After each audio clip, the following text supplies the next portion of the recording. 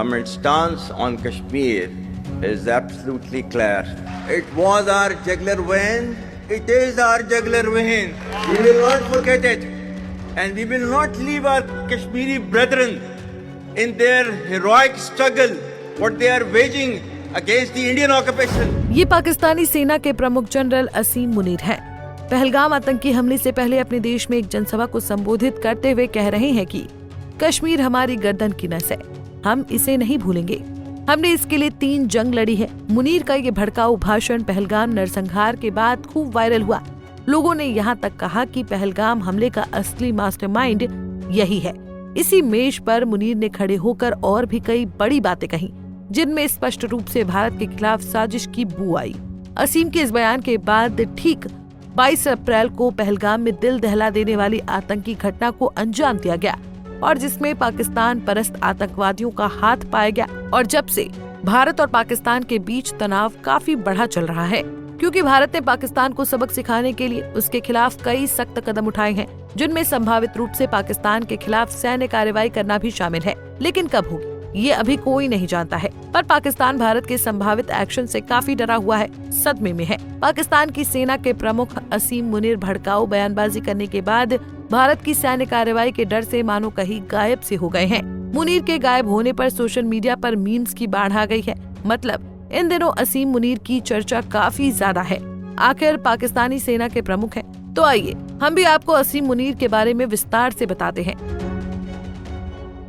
जैसा कि हम आपको पहले ही बता चुके हैं कि असीम मुनीर पाकिस्तानी सेना के प्रमुख हैं, जिन्हें नवंबर 2022 में इस पद पर नियुक्त किया गया था। वो पाकिस्तान में एक अनुभवी सैन्य अधिकारी माने जाते हैं, जिनको सैन्य सेवा का लंबा अनुभव है। आइए उनके बारे में कुछ महत्वपूर्ण बातें जानते हैं। असीम मुनीर का जन्म 1968 में रावलपिंडी में हुआ था। मुनीर के पिता सैयद सरवर मुनीर शाह एक स्कूल प्रिंसिपल और इमाम थे। मुनीर ने अपनी धार्मिक शिक्षा एक पारंपरिक इस्लामी सेमिनरी में प्राप्त की और कुरान को हिफ्ज किया। मुनीर 1986 में पाकिस्तानी सेना में भर्ती हुए, जिसके बाद अक्टूबर 2018 से जून 2019 तक इंटर सर्विसेज इंटेलिजेंस के महानिदेशक के रूप में काम किया। मुनीर ने अक्टूबर 2021 से नवंबर 2022 तक GHQ में क्वार्टर मास्टर जनरल के रूप में भी काम किया और जून 2019 से अक्टूबर 2021 तक गुजरावाला में कोर कमांडर के रूप में भी काम किया और अभी पाकिस्तानी सेना के प्रमुख बन बैठे हैं। इतना ही नहीं, असीम मुनीर को पाकिस्तान में उनके उत्कृष्ट प्रदर्शन के लिए निशाने इम्तियाज और हिलाले इम्तियाज जैसे सम्मानों से नवाजा गया है। असीम मुनीर ने पाकिस्तानी रुपए को मजबूत करने और आर्थिक संकट से निपटने के लिए विशेष निवेश सुविधा परिषद की स्थापना की है। पाकिस्तानी मीडिया के अनुसार असीम मुनीर ने आतंकवाद और चरमपंथ के खिलाफ लड़ाई में महत्वपूर्ण भूमिका निभाई है। लेकिन जो हमने आपको सबसे पहले बयान सुनवाया, उससे कहीं आपको लगा कि इस शख्स ने आतंकवाद को खत्म करने में अपनी अहम भूमिका निभाई होगी?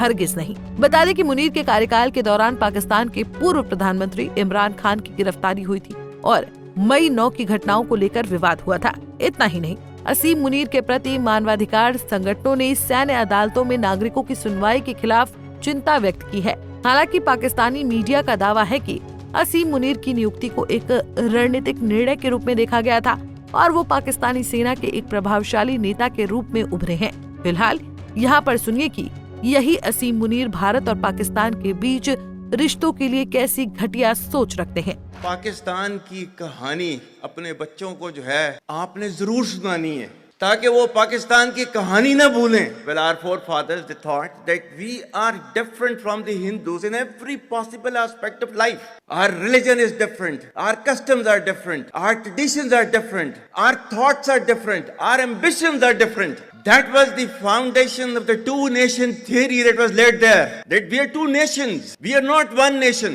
So because of that, our forefathers, they struggled, mounted that incessant struggle to create this country.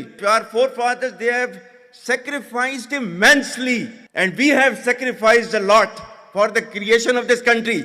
And we know how to defend it. My dear brothers and sisters and sons and daughters, please don't forget this story of Pakistan. And don't forget to narrate this story of Pakistan to your next generation, so that their bond with Pakistan, it never weakens.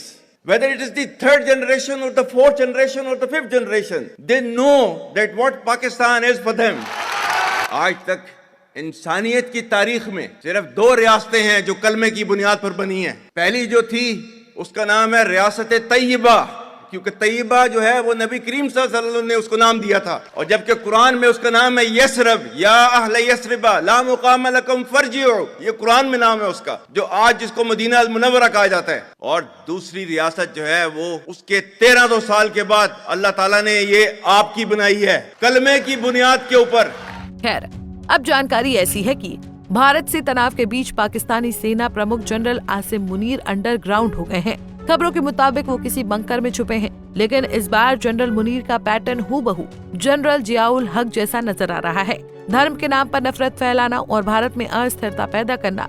1980 के दशक में जियाउल हक ने कश्मीर में आतंकवाद को हवा देने के लिए ऑपरेशन टोपैक चलाया था, और आज मुनीर उसी राह पर चलते दिख रहे हैं। Bureau report, Punjab Kesari TV. हमसे जुड़े रहने के लिए हमारे YouTube चैनल को सब्सक्राइब करें और नई वीडियो की नोटिफिकेशन के लिए बेल आइकॉन को दबाएं।